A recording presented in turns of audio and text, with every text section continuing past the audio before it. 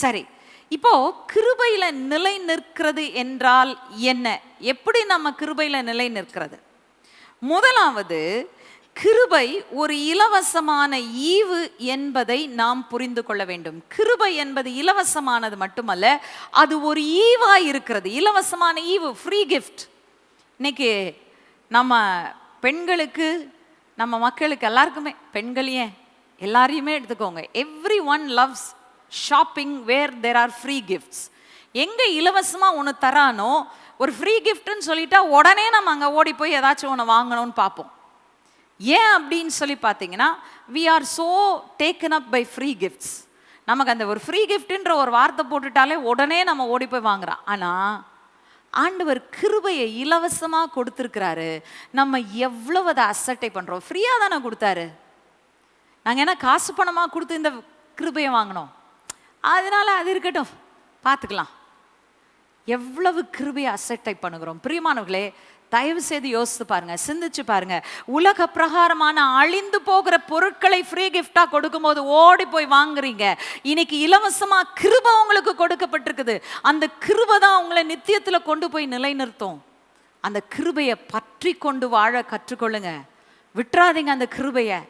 ஆண்டவருடைய கிருபை இலவசமான ஈவு என்பதை புரிந்து கொள்ளுங்கள். வாசிக்கலாம், ரோமர் 5ஆம் அதிகாரம் 15ஆம் வசனம். ஆனாலும் மீறுதலின் பலன் கிருபை வரத்தின் பலனுக்கு ஒப்பானதல்ல. எப்படியெனில் ஒருவனுடைய மீறுதலினாலே அநேகர் மரித்திருக்க, தேவனுடைய கிருபையும் இயேசு கிறிஸ்து என்னும் ஒரே மனுஷனுடைய கிருபையினாலே வரும் ஈவும் அநேகர் மேல் அதிகமாய் பெருகி இருக்கிறது.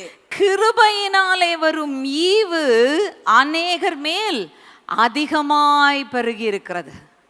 கொஞ்சமா கொடுக்கல ஆண்டவர், கிள்ளி கொடுக்கல, அள்ளி கொடுத்துருக்கிறார். கிருபைய அள்ளி கொடுத்துருக்கிறதுனால இன்னைக்கு நம்ம அதை ரொம்ப அசட்டை பண்ணுகிறவர்களா இருக்கிறோம்.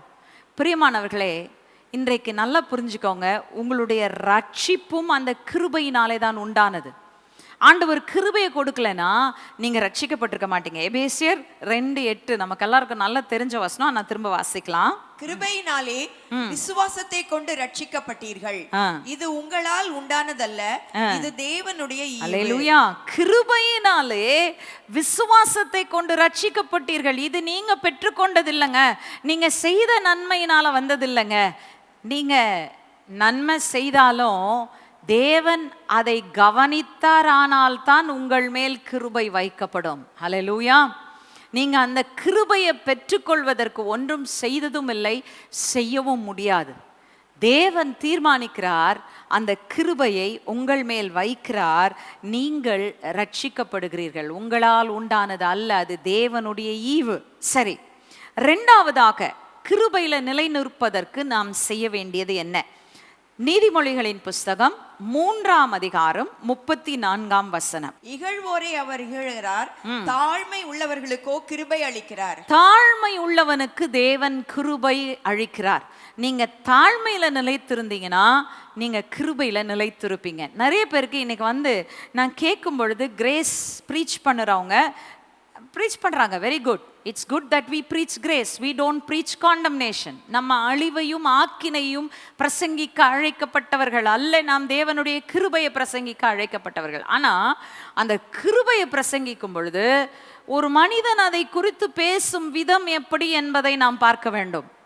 தாழ்மையோடு பேசுகிறாரா, அந்த கிருபையை அறிந்து பேசுகிறாரா, அல்லது அந்த கிருபை இருக்கிறதுனால பெருமையோடு கூட பேசுகிறாரா? வார்த்தையில தான் நம்ம இன்றைக்கு கண்டுபிடிக்க முடியும், கிருபை சரியான கிருபையா அல்லது கிருபையின் தோற்றம் உடைய ஒன்றா. கிருபை எங்கே இருக்கிறது என்றால், தாழ்மை உள்ளவனிடத்தில் தான் கிருபை இருக்கிறது. தாழ்மை உள்ளவனுக்கு தான் தேவன் கிருபை கொடுக்கிறார். ஒருவேளை பழைய ஏற்பாட்டு வசனம் நீங்க சொல்வீங்கன்னா புதிய ஏற்பாட்டிலையும் வாசிக்கலாம். யாக்கோபு 4ஆம் அதிகாரம் 6ஆம் வசனம்.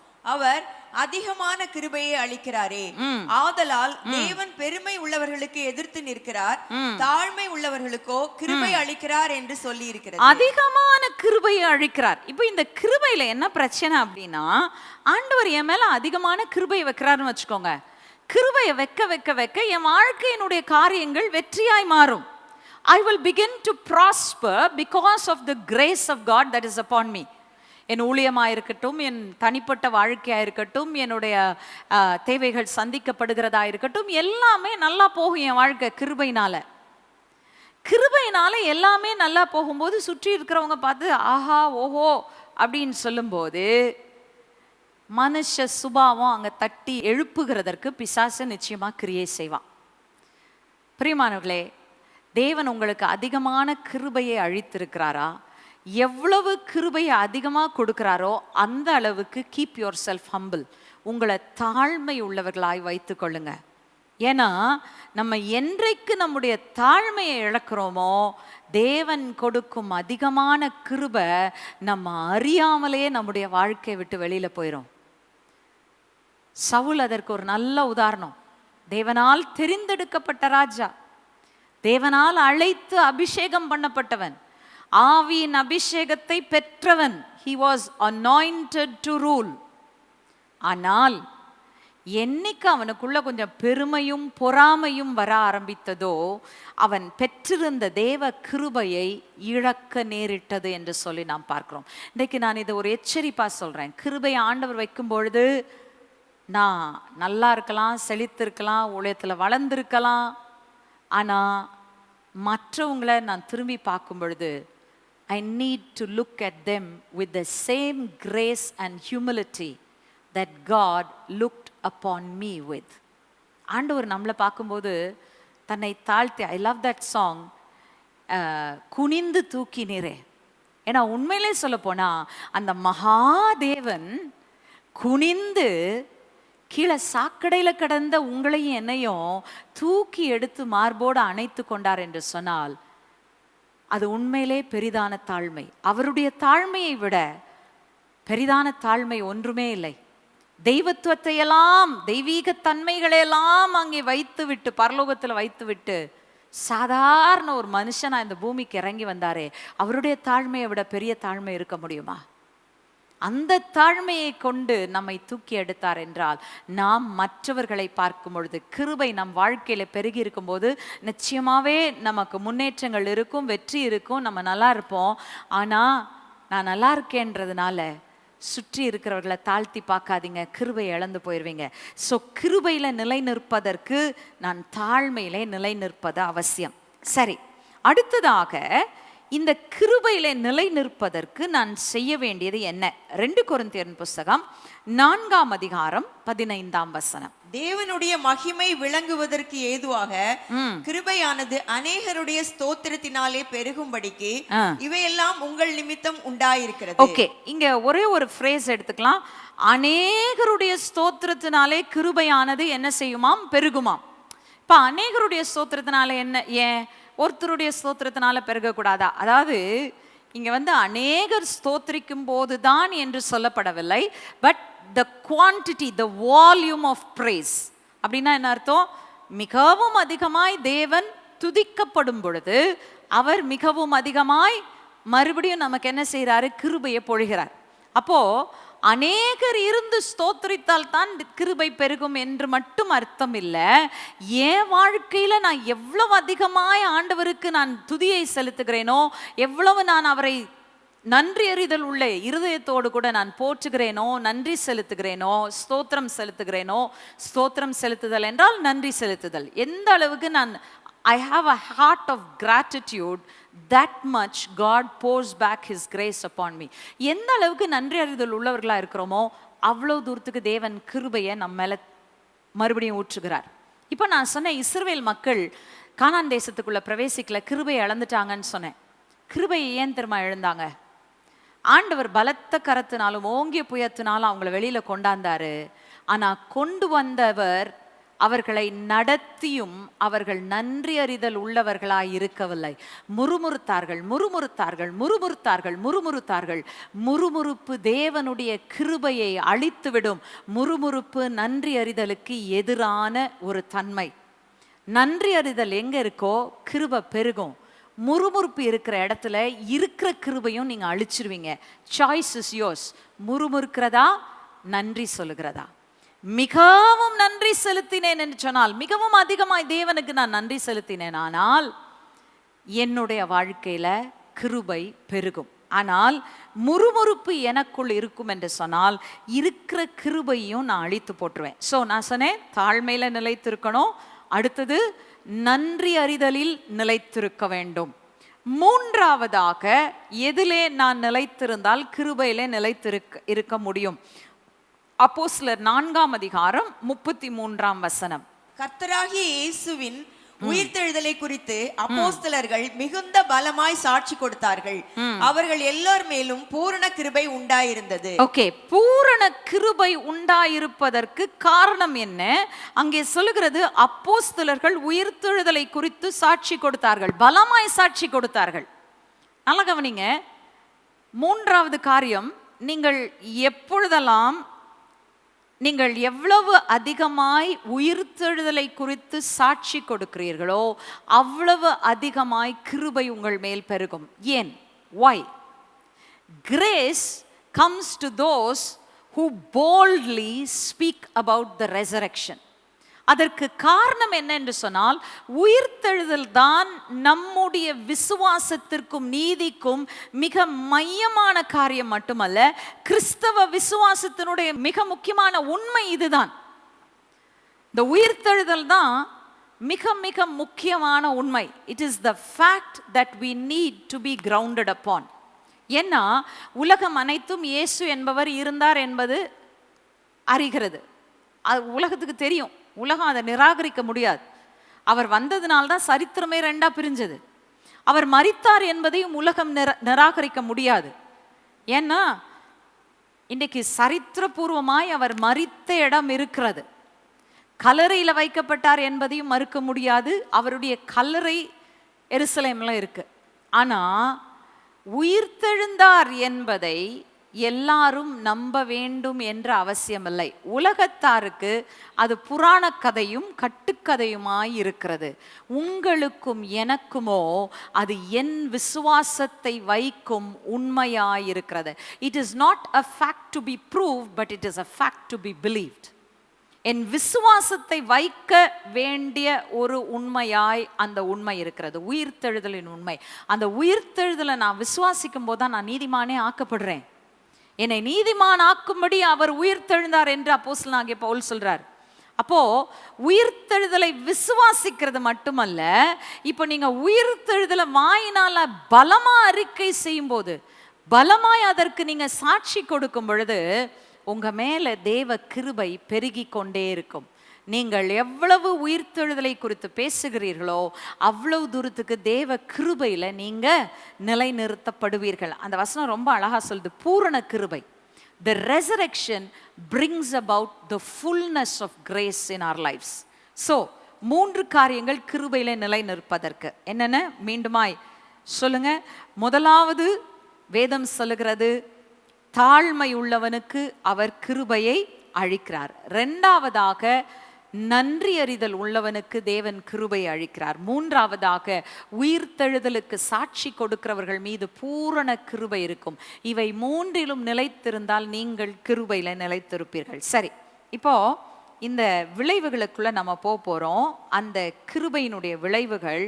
ஆனா அதுக்கு முன்னாடி நான் ஞாபகப்படுத்திடுறேன், ஆண்டவர் ரொம்ப அழகா ரோமர் 5:17 சொல்றாரு, அதனுடைய அளவு, the measure of God's grace, தேவன் கொடுக்கும் கிருபையினுடைய அளவு என்ன? வாசிக்கலாம். ரோமர் 5:17. அல்லாமலும் ஒருவனுடைய மீறுதலினாலே அந்த ஒருவன் மூலமாய் மரணம் ஆண்டு கொண்டிருக்க கிருபையின் பரிபூர்ணத்தையும் நீதியாகிய ஈவின் பரிபூர்ணத்தையும் பெறுகிறவர்கள் இயேசு கிறிஸ்து என்னும் ஒருவராலே ஜீவனை அடைந்து ஆளுவார்கள் என்பது அதிக நிச்சயமாம். அல்லேலூயா. அவர் கொடுக்கிற கிருபை எப்படிப்பட்ட கிருபை? நான் மீண்டும் சொல்றேன், கிள்ளி கொடுக்கிறது இல்ல, அள்ளி கொடுக்கிற தேவன். அந்த கிருபையை அளவில்லாமல் கொடுத்திருக்கிறார். அதனாலதான் நீங்க நிலை நிற்கிறீங்க. இல்லைனா இன்றைக்கு அழிந்து போயிருப்போம். என்றோ அழிந்து போயிருக்க வேண்டிய நாம் நிலை நிற்கிறோம் என்று சொன்னால் இந்த கிருபை தான் நம்மை நிலை நிறுத்துகிறது. சரி, இந்த கிருபை என் வாழ்க்கையில இருந்தால் என்னென்ன நடக்கும்? நான் நல்லா கவனிங்க. அதாவது கிருபை அப்படின்ற சப்ஜெக்டை எடுத்தோம்னா கிருபையை குறித்து அநேக காரியங்களை பேசலாம். ஆனா நான் இன்றைக்கு பேசிக்கொண்டு இருக்கிறது முடிவு பரியந்தமும் நிலை நிற்க வேண்டிய கிருபையும் முடிவு பரியந்தமும் நிலை நிற்பதற்கு இந்த கிருபை எனக்குள் என்ன செய்யும் என்பதை தான் நாம் தியானிக்கிறோம். எனவே இன்றைக்கு கிருபையின் விளைவுகள் என்று நான் சொல்லும் பொழுது I am speaking about those things which will make you stand to the end and help you receive your inheritance. நாம் எதை பார்க்கிறோம்னா, கடைசி வரைக்கும் என்ன நிலை நிற்பதற்கும் நான் அடைய வேண்டிய நித்திய சுதந்திரத்தை, தேவனுடைய ராஜ்யத்தின் சுதந்திரத்தை அடைவதற்கும் கிருபை எனக்குள் என்ன விளைவுகளை ஏற்படுத்துகிறது. முதலாவது காரியம் ரோமர் 6:14 வாசிக்கலாம். நீங்கள் நியாயப்பிரமாணத்திற்கு கீழ்ப்பட்டிராமல் கிருபைக்கு கீழ்ப்பட்டிருக்கிறபடியால் பாவம் உங்களை மேற்கொள்ள மாட்டாது. எவ்வளவு அருமையான ஒரு வார்த்தை! பாவம் உங்களை மேற்கொள்ளாது. கிருபையின் கீழ் இருந்தீர்கள் என்றால் பாவம் உங்களை மேற்கொள்ளாது. ஆனா இன்னைக்கு நிறைய பேர் கிருபையின் உபதேசத்தை பிரசங்கிக்கிறவர்கள், நீ பாவத்தை பத்தி கவலைப்படாத, பாவத்தை பத்தி கவலைப்படாத, ஆண்டவராகிய இயேசு கிறிஸ்து நீ என்ன பாவம் செஞ்சாலும் மன்னிச்சிருவார், டோன்ட் வரி, நீ விழுந்து விழுந்து எந்திரிச்சாலும் பரவாயில்ல, பாவம் செஞ்சுக்கிட்டே இருந்தனாலும் அவர் மன்னிச்சுட்டே இருப்பார். ஆனால் வேதம் சொல்லுது, நான் விழுந்து விழுந்து எந்திரிக்கிறதுக்கு அழைக்கப்பட்டவள் அல்ல, என் இயேசுவை போல பாவமற்றவளாய் மாறுவதற்காக அழைக்கப்பட்டவன். ஹல்லேலூயா. நீங்களும் நானும் we are called to be transformed into the perfectly sinless image of Christ Jesus. ஒரு நாள்ல நடக்காது. ஒரே நாள்ல நீங்க ரட்சிக்கப்பட்ட உடனே நீங்க பெர்ஃபெக்ட் சின்லெஸ்னஸ்க்குள்ள வந்துட மாட்டீங்க, குறைவற்ற பாவமற்ற வாழ்க்கைக்குள்ள வந்துட மாட்டீங்க. ஆனால் கிறிஸ்துவோடு கூட அவருடைய கிருபையில நிலை நின்று நீங்கள் அந்த கிருபைக்கு விட்டு கொடுக்க பாவத்தின் வல்லமை உங்கள் வாழ்க்கையிலிருந்து முறித்தெறியப்படும். ஐயோ நான் இதை செய்யணும், ஐயோ நான் இதை செய்யக்கூடாது, ஐயோ நான் இப்படி இருக்கணும், ஐயோ நான் இப்படி இருக்கக்கூடாது. நீங்க எவ்வளவு தூரம் யோசிக்கிறீங்களோ அவ்வளவு தூரம் உங்களால அதை செய்யவும் முடியாது, நிலை நிற்கவும் முடியாது. அப்பா என்னால் ஆகாது, எல்லாம் உம்முடைய கிருபை, கிருபைக்கு நான் விட்டு கொடுக்கிறேன். நான் பாவம் செய்யாதபடிக்கும் பாவத்தினுடைய வல்லமை என் வாழ்க்கையிலிருந்து முறித்தெறியப்படுவோம். நீர் எனக்குள் கிருபையை தாரும். ஆக்சுவலி சொல்ல போனா பாவத்தின் வல்லமை முறித்தெறியப்பட்டாயிற்று. சிலுவையிலே இயேசு கிறிஸ்து அதை செஞ்சிட்டார். ஆனா சுதந்திரிக்கிறது மட்டும்தான் நம்முடைய வேலை. கிருபையின் கீழ் வாழ்வோம் என்று சொன்னால் நமக்கு பாவம் ஆளுகை செய்ய முடியாது என்று சொல்லி வேதம் சொல்லுகிறது. அறிவு, அறிக்கை, இது ரெண்டும் விடுதலையை தரும். நீங்க அறிந்து கொள்ளுங்க, அறிக்கை செய்யுங்க, பாவத்தின் வல்லமை உங்க வாழ்க்கையிலிருந்து முறித்தெறியப்படும். சரி, இப்போ பாவத்துல நான் கிருபைய ஆண்டவர் கொடுக்கிறாரே, என் பாவத்தை தான் மன்னிக்கிறாரே, அதனால பரவாயில்ல, இந்த தடவை விழுந்தா கூட திரும்ப எந்திரிச்சு நான் ஆண்டவர்கிட்ட மன்னிப்பு கேட்கிறேன். டசன்ட் மேட்டர், இன்னைக்கு நான் செய்யக்கூடாதுன்னு நினைச்சேன், செஞ்சுட்டேன், பரவாயில்ல, ஆண்டவர்கிட்ட மன்னிப்பு கேட்கிறேன். நாளைக்கு ஒரு வேளை விழுந்தாலும் பரவாயில்ல, ஆண்டவர்கிட்ட மன்னிப்பு கேட்கலாம் அப்படின்னு சொல்லி உங்க மனசுல எண்ணம் இருக்கும்னா தயவு செய்து ரோமர் 6:15 வாசித்துக்கோங்க. ரோமர் 6:15. இதனால் என்ன, நாம் நியாய பிரமாணத்திற்கு கீழ்ப்பட்டிராமல் கிருபைக்கு கீழ்ப்பட்டிருக்கிறபடியால் பாவம் செய்யலாமா? கூடாதே. தயவு செய்து புரிஞ்சுக்கோங்க, ஆண்டவர் எப்படி மனிதனை ஆளுகை செய்வதற்கு அழைத்தாரோ அதே போல் மனிதனை பாவமற்றவனாய் இருப்பதற்குமாகத்தான் அழைத்தார். When God created Adam, he created him to have dominion and he also created him to be sinless. அவனை பாவமற்றவனாகவும் ஆளுகை செய்கிறவனாகவும் இருக்கும்படியாக தேவன் அழைத்தார். ஆனா ஆதாம் என்றைக்கு பாவத்துல விழுந்தானோ ஆளுகையும் இழந்தான், பாவத்தின் வல்லமை அவனை ஆளுகை செய்ய ஆரம்பிச்சிருச்சு. அதுதான் ஆண்டவர் சொல்றாரு, நீங்க கிருபைக்கு விட்டு கொடுக்க ஆண்டவர் அந்த கிருபையினாலே நம்மை மீண்டும் அந்த பாவமற்ற சாயலுக்கு திரும்ப செய்ய முடியும். I know it is hard for you to believe. இது புரிந்து கொள்வது கடினம். ஏன் தெரியுமா? இன்னமும் நம்ம மைண்ட் நியாயப்பிரமாணத்தில் இருக்கு. என்னைக்கு நீங்க நியாயப்பிரமாணத்தை விட்டு நீங்க கிருபைக்குள்ள வர்றீங்களோ நிச்சயமாக அந்த குறைவற்ற பாவமற்ற வாழ்க்கை சாத்தியம் என்பதை நீங்கள் கண்டடைவீர்கள். கொஞ்சம் கொஞ்சமா ஆண்டவர் உங்களுடைய வாழ்க்கையில அந்த பாவத்தின் வல்லமையை மேற்கொள்ளவும் அவரை போல பரிசுத்தமானவர்களாய் மாறவும் தேவன் உங்களுக்கு கிருபை செய்வார். நீங்கள் அல்ல, தேவ கிருபை அதை செய்யும். சரி, இரண்டாவதாக இந்த கிருபை எனக்குள் ஆளுகை செய்தால் என்ன நடக்கும்? இந்த கிருபை எனக்கு என்ன செய்கிறது? 2 கொரிந்தியர் புஸ்தகம் 12ஆம் அதிகாரம் 9ஆம் வசனம். அதற்கு அவர், என் கிருபை உனக்கு போதும், பலவீனத்திலே என் பலம் பூரணமாய் விளங்கும் என்றார். ஆகையால் கிறிஸ்துவின் வல்லமை என் மேல் தங்கும்படி என் பலவீனங்களை குறித்து நான் மிகவும் சந்தோஷமாய் மேன்மை பாராட்டுவேன். ஓகே, மேபி we think நம்மலாம் குறைவற்றவர்களா இருக்க முடியாதுங்க. It's not possible. ஒரு மனுஷன் பெர்ஃபெக்டா இருக்க முடியாது. தன்னில் தான் பெர்ஃபெக்டா இருக்க முடியாது. ஆனா வேதம் என்ன சொல்லுது? பலவீனம் என்று சொல்லும்போது வெறும் சுகவீனத்தை மட்டும் யோசிக்காதீங்க. It includes infirmities and sicknesses, but it also includes the infirmities of our character. நம்முடைய மனித தன்மையினுடைய குறைபாடுகள், நம்ம மனித தன்மையினுடைய வியாதிகளையும் அது குறிக்குது. இது எல்லாவற்றிலும் ஆண்டவர் என்ன சொல்றாரு? ஒருவன் பலவீனமா இருந்தால் அவனுக்கு என் கிருபை போதும். ஏன்னா அந்த பலவீனம் இருக்கிற இடத்துல என் கிருபை போச்சுன்னா அந்த பலவீனமா இருக்காது, அந்த பலவீனமே அவனுக்கு பலமா மாறிடும். பலவீனம் இருக்கிற இடத்துல தேவ கிருபை இறங்கினால் அங்கே பலன் உண்டாகும். என்னத்திற்கு பலன் உண்டாகும்? அந்த பலவீனத்தை மேற்கொள்ளவும் தேவனுடைய கிருபையினாலே வெற்றி பெறுவது மட்டுமல்ல, அவருடைய மகிமை தங்கும்படி ஆகவும் தேவன் அங்கே கிரியை செய்வார். பிரியமானவர்களே, இன்னைக்கு it is not your strength, it is the strength that comes through the grace of God. தேவனுடைய கிருபையினாலே உண்டாகும் பலன் உங்களை கடைசி பரியந்தமும் அவருடைய கிருபையிலே நிலை நிற்க செய்யும், பலத்தோடு நிலை நிற்க செய்யும், மேற்கொள்ள வேண்டியவைகளை மேற்கொண்டு நிலை நிற்க செய்யும். தம்முடைய பலன் தேவன் நம்மில் தரும் பொழுது நாம் பூரண பலன் உள்ளவர்களாய் மாறுவோம். மூன்றாவதாக இந்த கிருபை என்ன செய்கிறது? 2 தெசலோனிக்கர் புஸ்தகம் 2ஆம் அதிகாரம் 16ஆம் வசனம். நம்முடைய கர்த்தராகிய இயேசு கிறிஸ்துவும் நம்மிடத்தில் அன்பு கூர்ந்து நித்திய ஆறுதலையும் நல் நம்பிக்கையையும் கிருபையாய் நமக்கு கொடுத்திருக்கிற நம்முடைய பிதாவாகிய தேவனும். ஓகே, இங்க இந்த வசனத்தை எடுத்ததுக்கு காரணம் ரொம்ப அழகா சொல்லுது. கிருபையாய் நமக்கு கொடுத்திருக்கிற நம்முடைய பிதாவாகிய தேவன் என்னத்தை கிருபையாய் கொடுத்திருக்கிறார்? அங்கே சொல்லுகிறது நித்திய ஆறுதலையும் நல் நம்பிக்கையும்.